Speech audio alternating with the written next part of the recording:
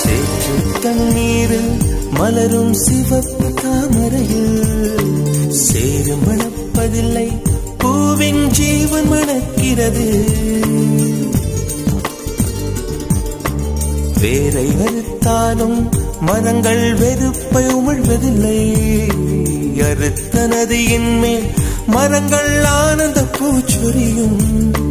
தாமரை பூவாய் மாறேனோ, ஜன்ம சாபல்யங்கள் காணேனோ. மரமாய் நானும் மாறேனோ, என் மனித பிறவியில் உயேனோ. பருகும் வண்ணங்களை பனித்துணியாக